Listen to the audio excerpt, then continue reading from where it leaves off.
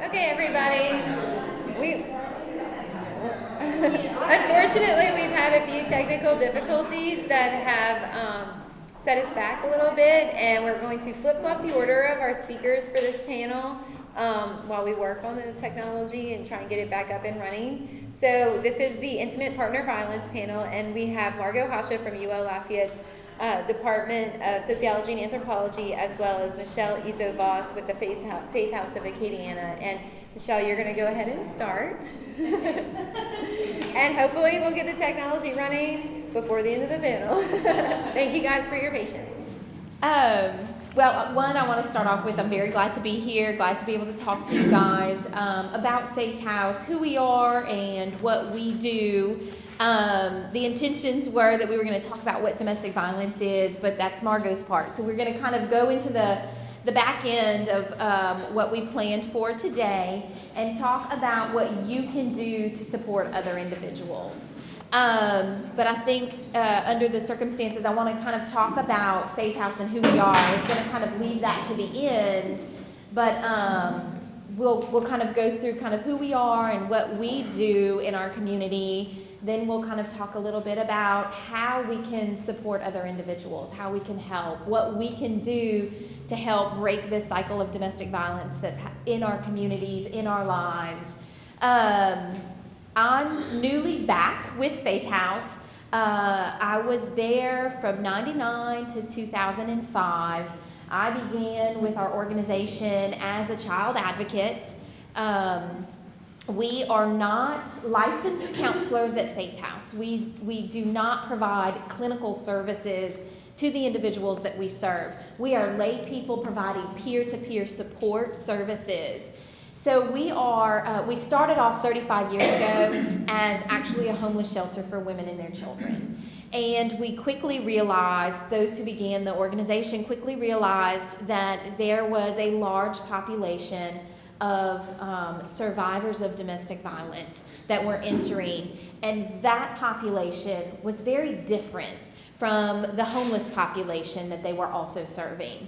There were some other programs in town, and those that began, our founders, felt that it was very important to support those individuals who have experienced domestic violence. They needed different services, they needed different support mechanisms, and we decided that was going to be our mission. That is what we wanted to provide in our community. So we started off as a small shelter, and over the last 35 years, we have really grown into a comprehensive crisis center for survivors of domestic violence. We have various components. We cover 7 parishes. We kind of go from Vermilion Parish all the way up to Rapides and Avoyelles Parish and everything in between. We have an emergency shelter that has 45 beds. The first time I was at Faith House, it was if you were a survivor, you needed services. No matter how many beds we had at that shelter, we needed to help you. We were going to find a place for you to sleep. What we've learned over the years is that in providing those services at such an extreme level was not necessarily taking care of those victims, those survivors, and dealing with the trauma that they have experienced. So we have kind of changed our model to a trauma-informed care model, where we really want to make sure that we take care of you and not re-victimize you by invading your privacy, by cramming 3 families into one little room. So we really want to make sure that we take care of you as a whole. We do domestic violence counseling with them. We provide legal assistance. We have an education program that goes out into the schools in all 7 parishes and talks about healthy relationships, what safe dates look like as our teens enter this new scary world of intimate partners. We want to teach them what those red flags are, what a relationship should look like, what it shouldn't look like, what you can do to support yourself or your friend if you're experiencing violence in your relationship or even unhealthy behaviors, so that we can change that. We can curb what's happening and make different choices for ourselves before it gets too far. We have a 24-hour crisis line. We have non-residential services. We have a shelter, an emergency shelter, but we also have transitional housing where they can come. Our emergency shelter is a 45-day stay. Our transitional housing, you can stay there for up to 2 years. And then we also have permanent supportive housing for individuals with disabilities that have experienced domestic violence. So again, we really try to take care of everyone through a variety of means. We are so extremely proud to have just opened our Family Justice Center of Acadiana in January. And this is a comprehensive collaboration of community partners where a survivor can come to one place and receive services from domestic violence advocates. They can talk to someone from sexual assault. They can interview with a police officer or with the sheriff's department. We have the DA on board where they have a prosecutor that they can speak to. Acadiana Legal Services has volunteer lawyers that can come and help them. We have our own staff attorney who helps with civil legal cases. We help them with protective orders.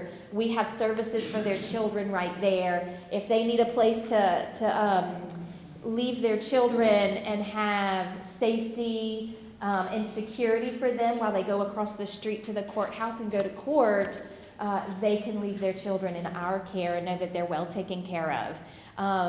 We have a waiting room with snacks, a TV, anything that they need to keep them comfortable while they're waiting for their court hearing across the street, and that way they don't have to sit in the room with their abusive partner and be intimidated while they're waiting to go into a hearing. So we're very excited. This is, I think, the third Family Justice Center in Louisiana, and then we will be opening the fourth in Central Louisiana in the next month or so. Both of those programs under the umbrella of Faith House. So again, we're here to support individuals. We know that domestic violence puts a huge mark on our society. I just want to ask real quick, how many here have had contact with an individual who's experienced domestic violence? Just a little raise of hands. So probably half the room has raised their hands and the other half didn't. And that could be for a number of reasons. They don't know that someone that they are in contact with has experienced domestic violence. Oftentimes there's so much shame that people experience around this issue. There's fear, there's intimidation that if you tell others of what's gonna happen to you. And so oftentimes we're really good at hiding and not letting the signs show, not telling people. But what we do know is 1 in 4 women experience domestic violence in their lifetime. And we know that domestic violence causes financial and non-monetary losses in our society. So even though you didn't raise your hand and you don't think that you've been affected or in contact with someone who's experienced domestic violence, more than likely you yourself have been affected in some way by domestic violence.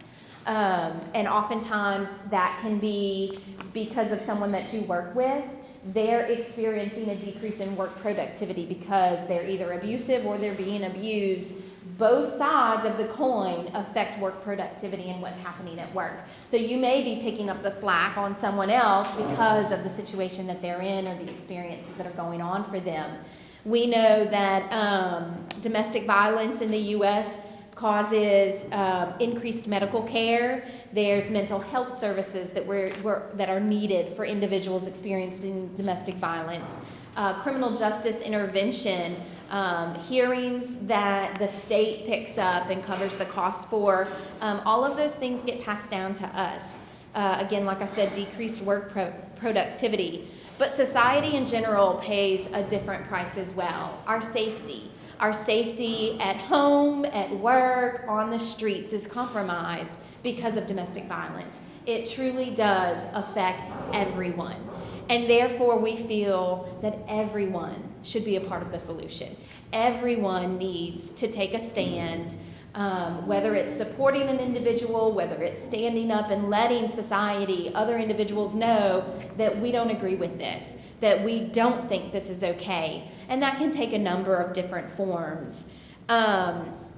Domestic violence also, it has no boundaries. It truly can affect anyone, anywhere. And those that have grown up in these types of homes, for some, this is what a healthy relationship looks like. They don't know the difference between those healthy behaviors or unhealthy behaviors that they've experienced. There's a number of different,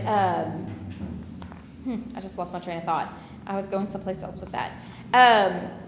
Children of domestic violence, they grow up either continuing that cycle, or sometimes they think, myself included, I grew up in a home with domestic violence, that there is no way that I would ever let anybody do to me what my mother let happen to her.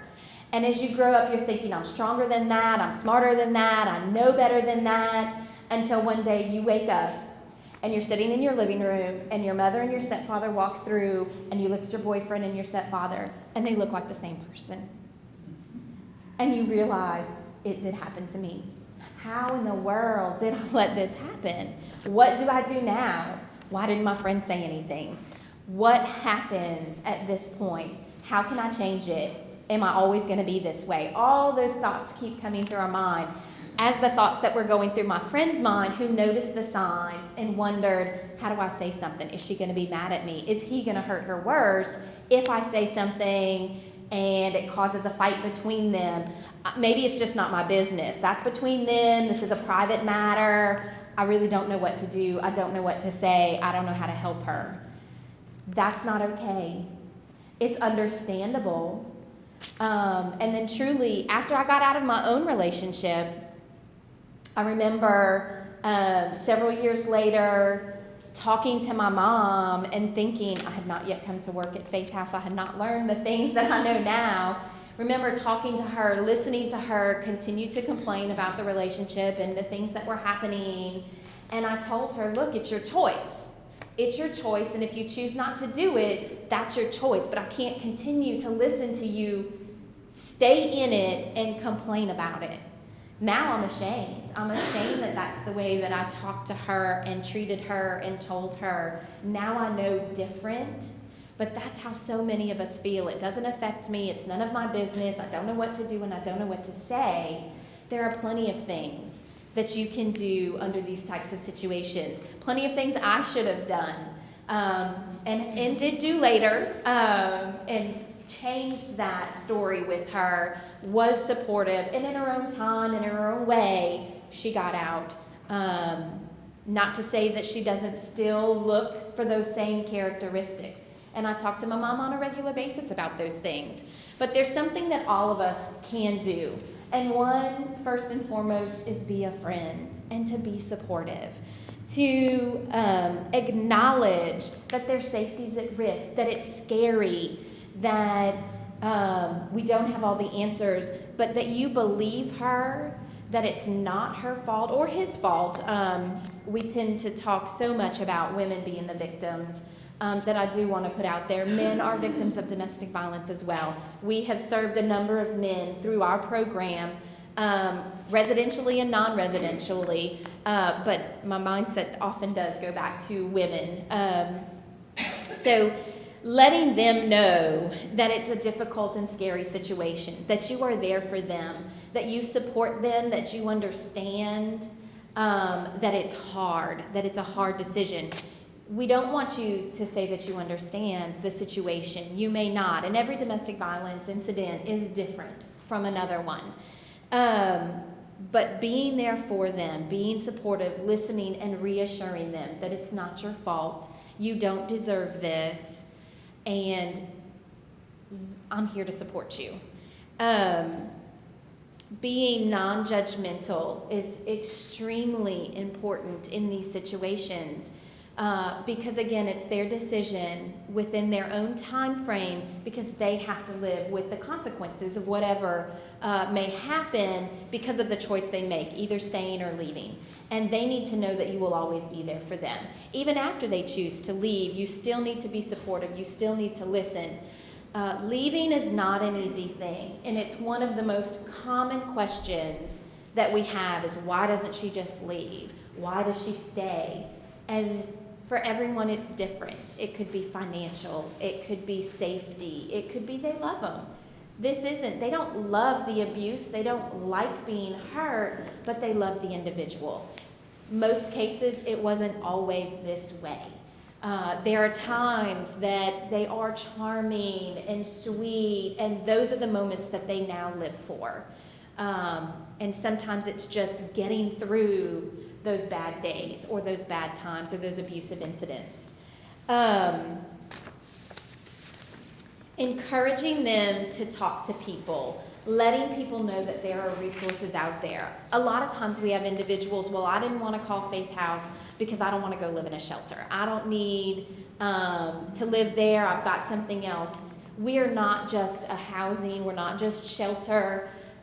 We have all the same services available for non-residential survivors as well.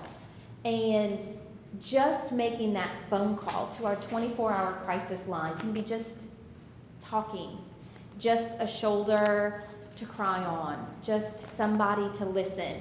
But what we also do in those calls is we'll assess the lethality of the incident and we'll help with a safety plan. And sometimes a safety plan looks like creating safe ways to stay in the relationship. And sometimes it's helping them plan for their safety as they leave the relationship. Either way, we're fine with the decision that they make because we know that in their time, they'll make the decision that's right for them, and they may call us again and again and again. And we will be there every single time for them. We are never going to turn someone away. We are never going to say, it's time for you to make a decision. And if they leave and go back and want to come back to us, we're there with open arms. So letting individuals know about the resources that are available, going with them. Our Family Justice Center is the perfect location now where they can come in to one place and be safe, secure, find the assistance, get the resources that they need to be able to move forward in whatever direction that is.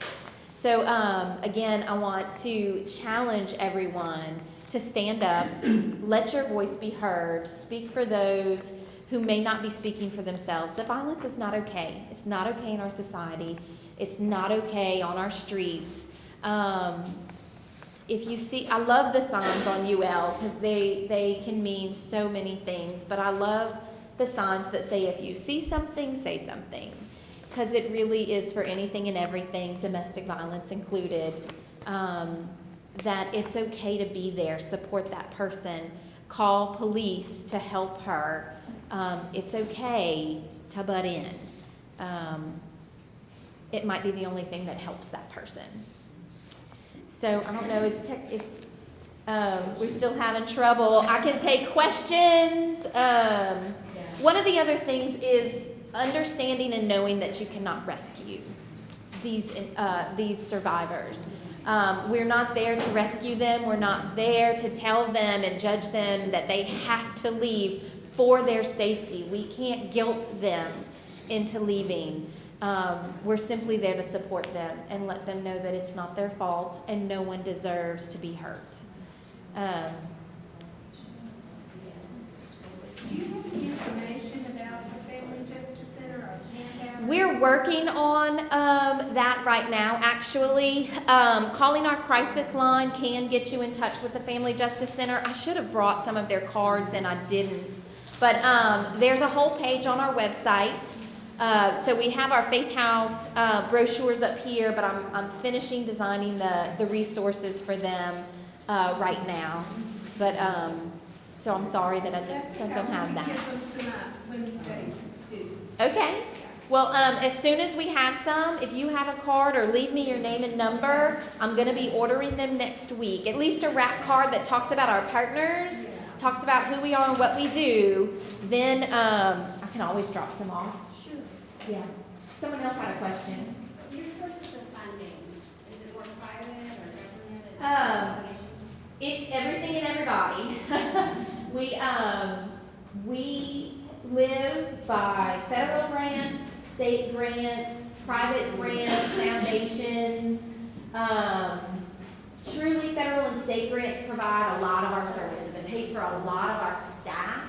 And then local programs help us with all of the support services. You know, oftentimes a woman may come in and the car, actually just a month ago, a woman came in living with her 2 dogs in her vehicle because that was the only place until she found out about us. The window was broken out in her car, and so grants don't pay for that.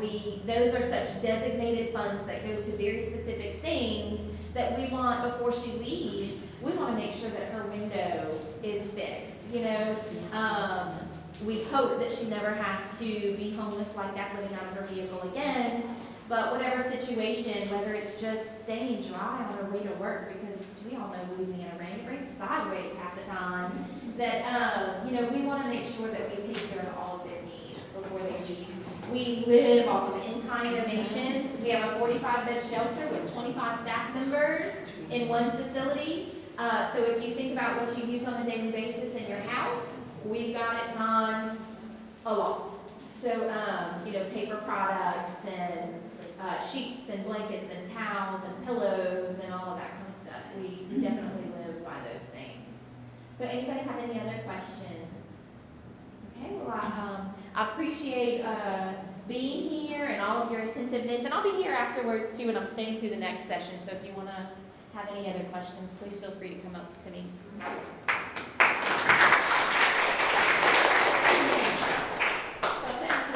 For being a good sport and switching so that I could go after we got the technology cleared up, technology issues cleared up. My name is Margot Hasha. I teach here in the Department of Sociology, Anthropology, and Child and Family Studies. Since 1988, I've also been a clinician working with traumatized women primarily. Women who've been physically abused, emotionally abused, and sexually abused. Most of my clientele have been women anywhere from 18 to 75 years old who have experienced these various kinds of trauma. Since I've been here at UL, I've helped to develop a class called Family Violence. And I've taught it every fall now for the past 4 years. And it always fills up because people are very interested, and oftentimes students reveal in this class, which is a senior level graduate, also graduate student class, about their own family violence histories. So I just wanted to give you a little bit of background and let you know a little bit about why I'm so interested in this topic. It's an epidemic here, and hopefully education will help us to make some differences. Just a brief overview. I don't want to talk about the women's movement per se, but the modern women's movement, in the 1960s we began to see some attention paid to social problems created by sexism and the patriarchy. 1970s, we began to see the anti-rape campaign get off the ground, and Lenore Walker, who is still out there, Dr. Walker is still out there at symposiums and so on, talking about battered women.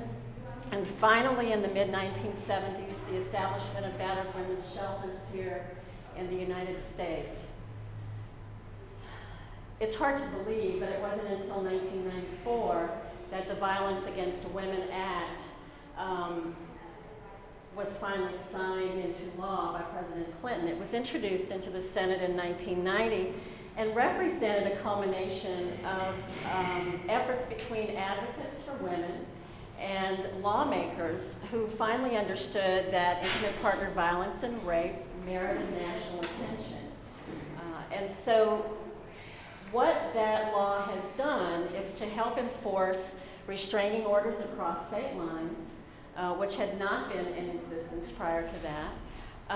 began to instill more severe penalties for some of the offenders, allowed victims to seek restitution in federal court, and began to establish education and prevention grants, large grants, $300,000 grants, for example, to universities, also to state and local agencies, to help raise awareness about intimate partner violence. So, this is one of the most recent iterations of the definition of domestic violence put forth by the National Coalition Against Domestic Violence. It's important to realize that the definition has evolved over time. We used to think of intimate partner violence as physical only, but we're evolving to understand that it involves much more than that. And so today, domestic violence is defined as the willful intimidation, physical assault, battery, sexual assault, and or other abusive behaviors as part of a systematic pattern of power and control perpetrated by one intimate partner against another, and including physical, sexual, psychological, and emotional abuse. Because this is a women's symposium, my focus today is on intimate partner violence against women by male perpetrators, but as was mentioned earlier, men are victims too. I will not be talking about the LGBTQI community. That is another area that's very important, but because of time constraints, I want to just focus on this population, heterosexual intimate partner violence against women. So it's important to understand that the frequency and severity of abuse varies. Some women are battered to the point of having to be in the hospital or who are killed. Others pushed, shoved, and the psychological abuse is much more severe than the actual physical abuse. But it's important to recognize that what happens in all cases, is that there is the consistent effort to maintain power and control over the abused partner, whether it's psychological control, physical control, or sexual control. It's an epidemic that affects every community, including nice little Lafayette. Regardless of age, regardless of economic status, regardless of sexual orientation, gender, race, religion, or nationality. There was a time when we thought that victims were only poor women or women of color or women who were marginalized in some kind of way, but now we recognize that anybody can be an offender and anybody can be a victim, and that's an important step. So let's talk a little bit about statistics. I don't want to bore you with these, but I think some of these are quite sobering and very important for us to understand. Every 9 seconds in the United States, a woman is assaulted or beaten. 1 in 3 women have been victims of some form of physical violence by an intimate partner during her lifetime. Now that may vary from a slap, a pinch, a push, a kick, to a beating, a broken back, a broken arm, or death. 1 in 5 women have been victims of severe physical violence by an intimate partner during her lifetime. 1 in 5 women has been raped in her lifetime, and we know, for example, that these statistics hold true on college campuses, that 1 in 5 females on any given college campus will be sexually assaulted or raped by the time she graduates college. 19.3, this should be percent of women have been stalked at some point in their lives. Look at the lost days, work days. 8 million days of paid work each year in the United States are lost. This is enormous. The economic cost exceeds $8.3 billion a year in the United States alone. And in the 5 years between 2003 and 2008, 142 women were murdered in the workplace by their abusers. So not only does this affect people in one's family, but it affects coworkers, it affects the culture of a particular workplace. So this has far-reaching consequences. So what are some of the dynamics of domestic abuse? Well, certainly the abuser feels entitled to power and control over the partner. So from the outset, sees the partner, the female partner, as someone of less value, less worth, and feels entitled to exert control, exert power in myriad ways against that person. Violence is not equal, even if the female partner fights back, and oftentimes she does, in retaliation sometimes, or as a way to prevent further abuse. Women may fight back, but are always, almost always, hurt more than male partners. Power and control are gained, as we talked about earlier, through physical assault, rape, stalking, and psychological terrorism. And when I begin to talk about coercive control in a few minutes, I would like to weave in to what I have to say to you a case that I've been working on for the past few years. One of the things that I do is I testify as an expert witness in intimate partner violence cases, and I've been working on a case for the past few years, helping to support a woman who killed her boyfriend. So anybody can be an abuser. What's interesting is that, abusers don't wear a sign on their heads, so you might be working next to an abuser and not even know. Usually, not always, but usually intimate partner abusers are only abusive within the family. To their spouses, perhaps to their children, but not always. And so you would never know. You would never know. 90% of them have no criminal record. In fact, they're exemplary members of the community.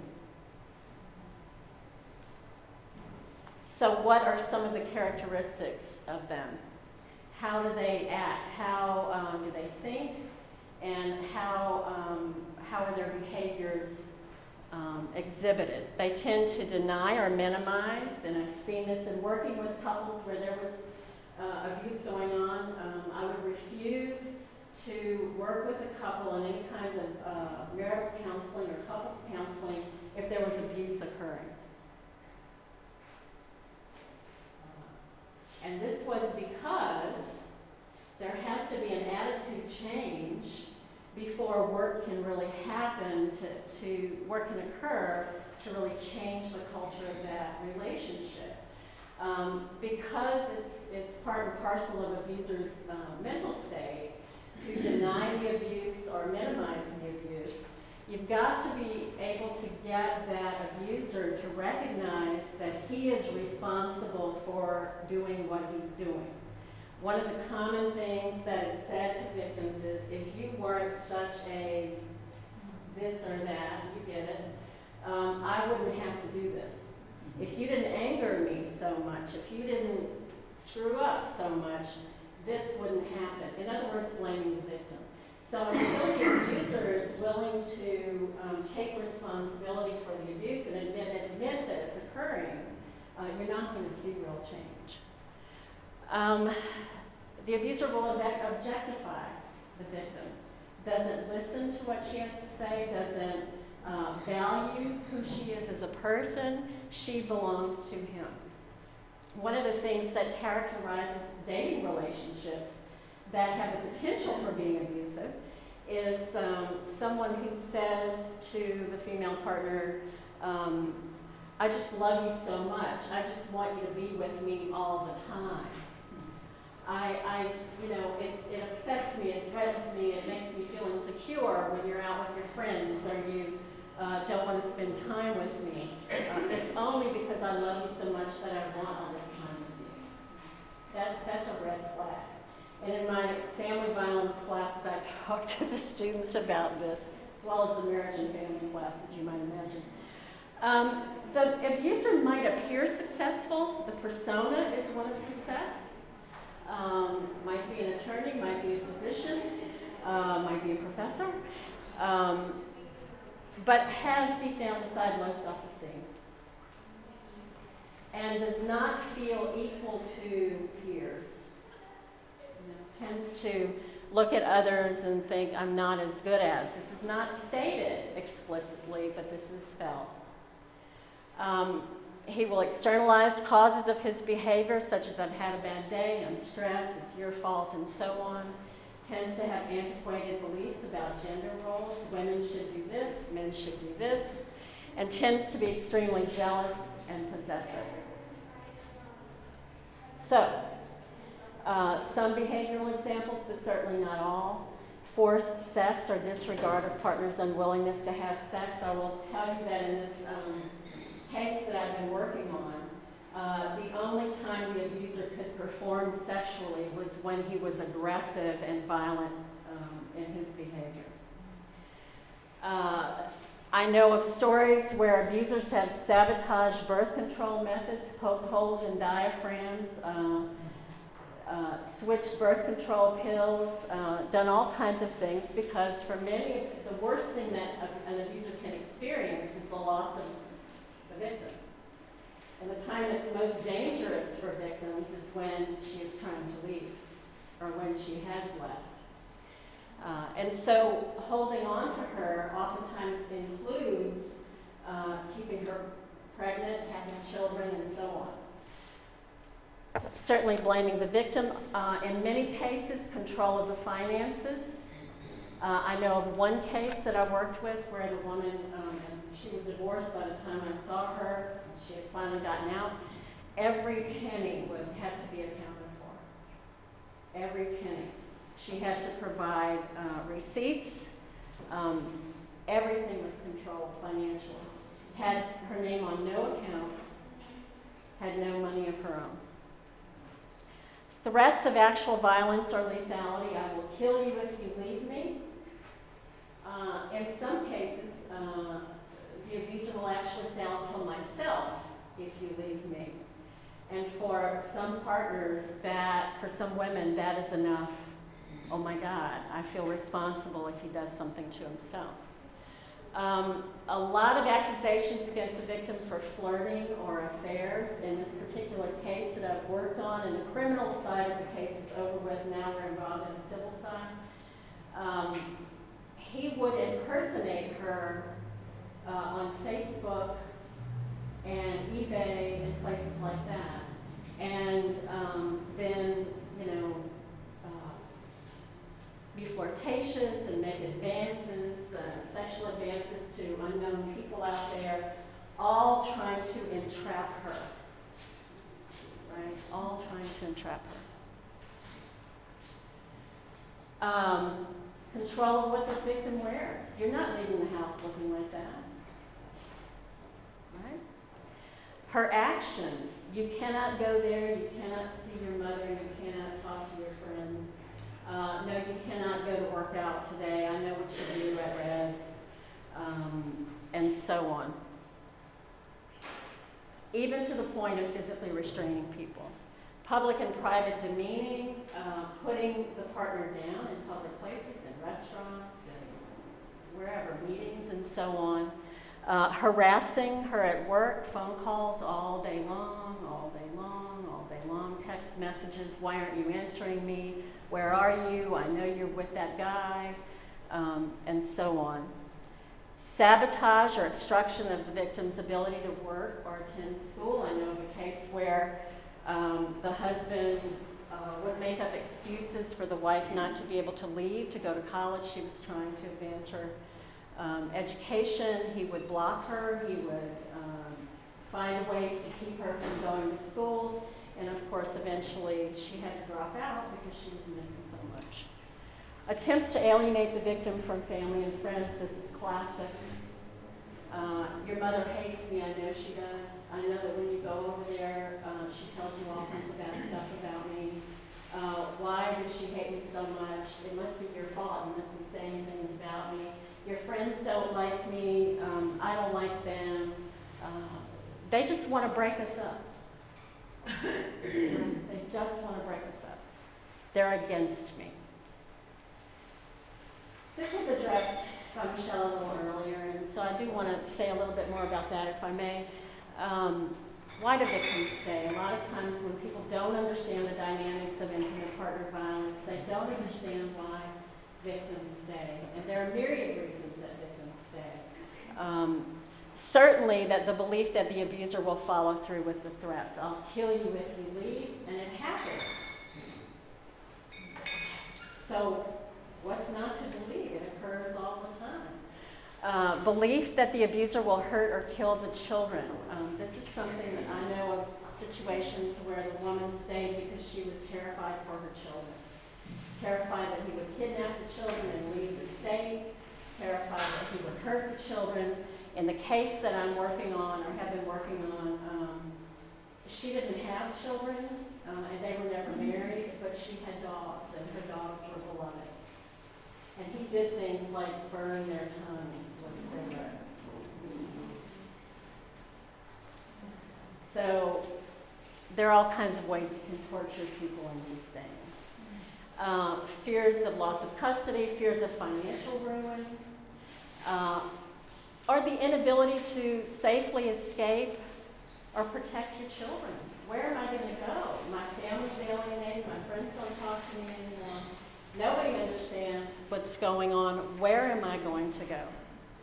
20% of the homicides that are attributed to intimate partner violence are people who were trying to help. So it's important when we talk about how to help, how can we help safely? You could be a bystander who sees something going on. You could be a family member. You could be a police officer. Police officers hate domestic violence calls more than anything because it's dangerous.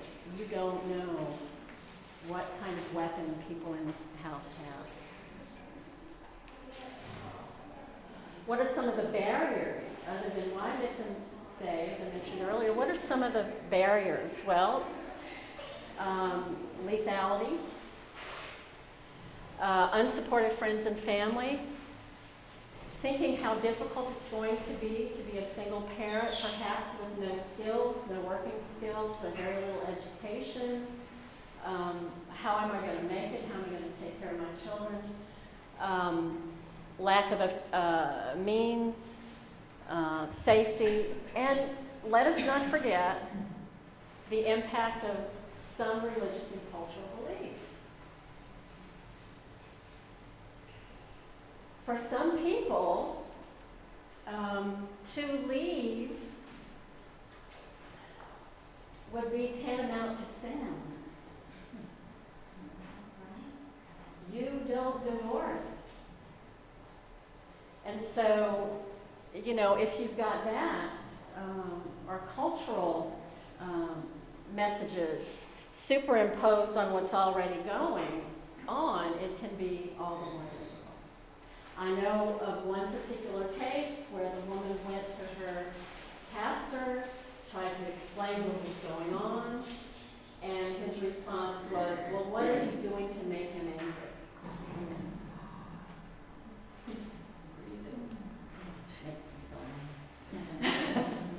Okay, coercive control. This is a term that is a fairly recent term. Evan Stark is a researcher into intimate partner violence who published a book of the same name in 2007. And his research has shown him that when we just look at the physical aspects of intimate partner violence, we are missing most of what goes on. And so he wanted to look at how coercive control by abusers, the use of coercion and control, entraps women. And the case that I worked on is a case in point. This woman was a professional. She had a very good paying job. She was a single woman. But she got involved with someone who, from the very beginning, asserted control. People around her would never have guessed. She looked very put together. She was educated. And he didn't beat her. That was not how it happened. But ultimately, in an altercation, when he had actually given her concussion, pushed her against the wall, she ran to her bedroom, attempting to get her cell phone to call the police, who, by the way, had not been responsive in this particular case because she wasn't being beaten, and pulled a handgun out of a nightstand, and he grabbed her arm, and the gun went off and shot him in the neck. He subsequently died, and she was charged with homicide. So we had to work very hard to try to help the court understand what she had been through.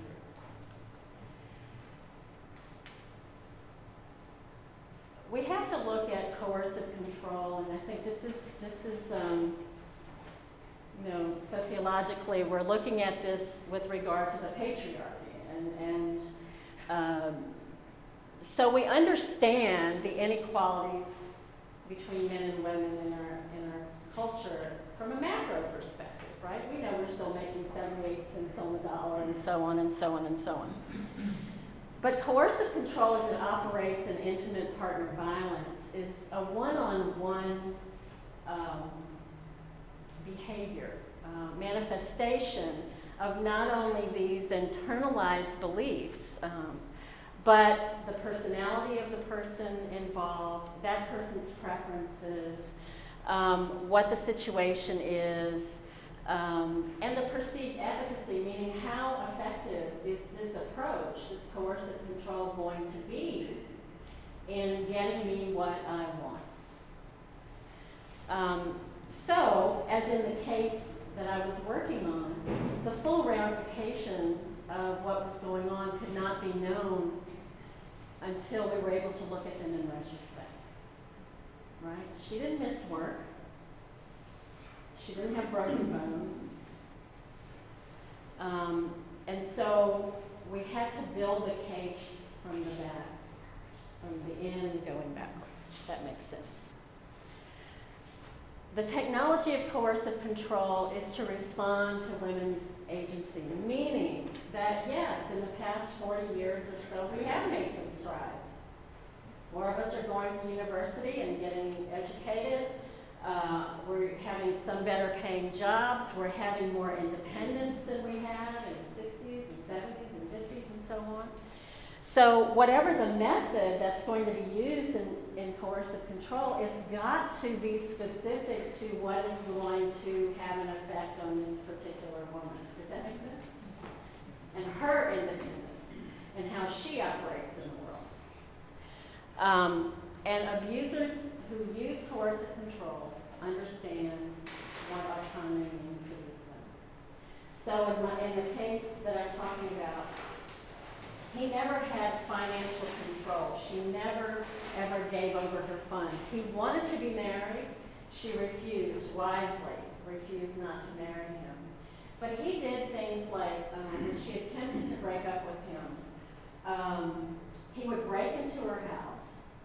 He would hack into her computers. He would put surveillance equipment in the house.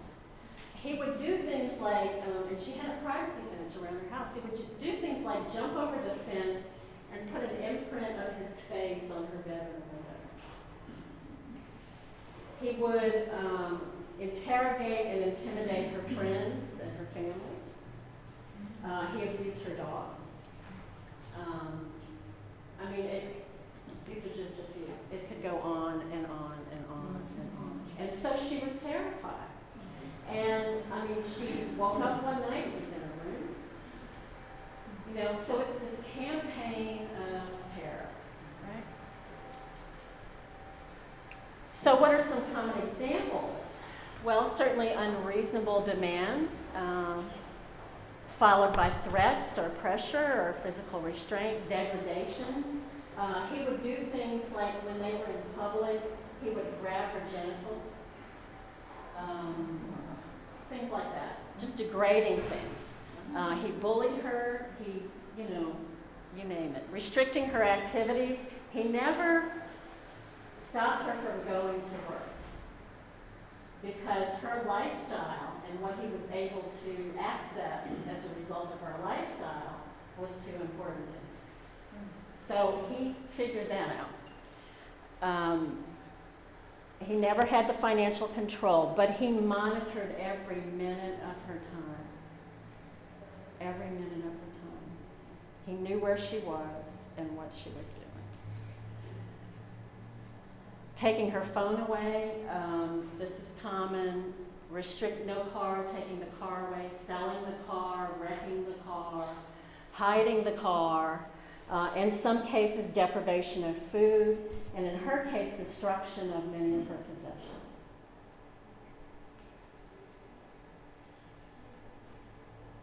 These are just a few of the side effects, or the effects of intimate partner violence and coercive control. Certainly serious injury.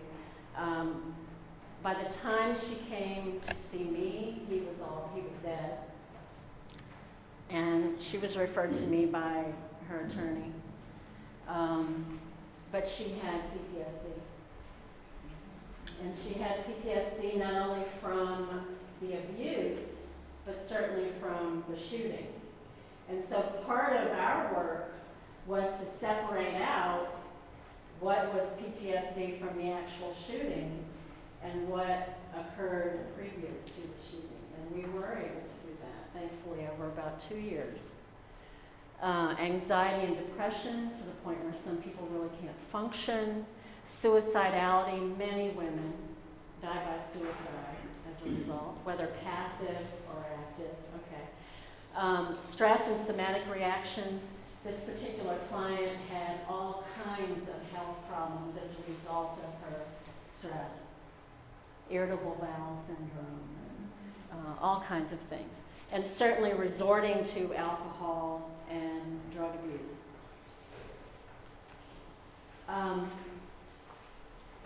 I want to say about this that this argument that the report that I wrote to the court, to the judge, was well received, it was well documented. I used Evan Stark and other materials to talk about her situation and document and reinforce. And the judge was very sympathetic, I have to say. The judge was very sympathetic.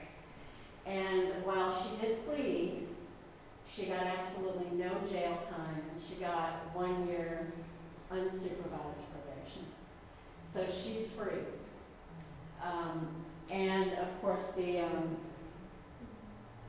prosecutor really wanted to go forward with a jury trial, and she really didn't want to go through that. And so she did plead, I think, to negligent homicide, maybe something like that. But the judge was sympathetic. And I think it's very important for us, those of us who work in this field, to try to make these cases that it's not just about the actual physical damage.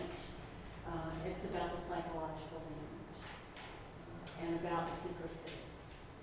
So thank you very much. I appreciate it. I know we've got another speaker in fewer than 15 minutes. Is anybody have a quick question, or do you want to welcome for you to talk to me outside of here? What is best to do? Does anybody have any questions? I have a question. In this case, I'm wondering about women's intuition, and sometimes we don't always trust our own intuitive sense. I'm in a situation where I trusted my intuitive sense to say, no, this is not a good relationship. I'm breaking up with this fellow. Right. How quickly did she realize? She knew very quickly. They had known each other from another place, another geographic area, when she was young. He was a few years older. They reconnected on Facebook. So she had not had a romantic relationship with him previously. They reconnected on Facebook, and he definitely demonstrated interest. She went up to another state to meet him. Everything went well, and then he began to try to insert himself into her life. She resisted, and he showed up anyway. And so for her, now in her case, there were other extenuating circumstances. She had grown up in an abusive family, so she had a very difficult time knowing how to stop this. But the judge did not blame her for that, which was great. I'm sure it's difficult to tell because of reporting issues and everything, but does the research show any change over time in this phenomenon or cross-culturally? Do we see? What has changed, at least in terms of what has been reported, is that there seems to be less physical violence. But there's no less force. And this is something that, again, how do you report this? How do you tell people this is what's going on? And they look at you and say, well, then why haven't you done it? So I think we have to look at it from a systematic approach and look at all the variables. In her case, her family history. I don't want to say too much because I don't want to make her case recognizable, but a little bit less physical violence, no less coercive control. And so I'm really happy that we're starting to talk about this and the courts are beginning to pay attention. And I'm really grateful that the judge in this case was open-minded and willing to really look at this fairly. Are police departments being educated about this whole concept of coercive control? I really don't know. I really don't know. I know They are in Pennsylvania. Okay. I work with the Women's Resources Center of Monroe County. And so in Pennsylvania. And so they are educating, at least in my area, what we're talking about, because we have a huge human trafficking problem as well. Sure. So, they're doing actually pretty extensive. And Femme works with the police here. We do regular trainings with them, and now they're on site at our Family Justice Center as a specific domestic violence investigator who is on site there. So we are hoping that building a better relationship there will help kind of with the whole culture with the police force as well. Thank you, everybody. We've got to stop with another speaker, but I'm happy to visit with you outside of here over the break if you want to. Also, you can reach me. I didn't bring any cards, but via email.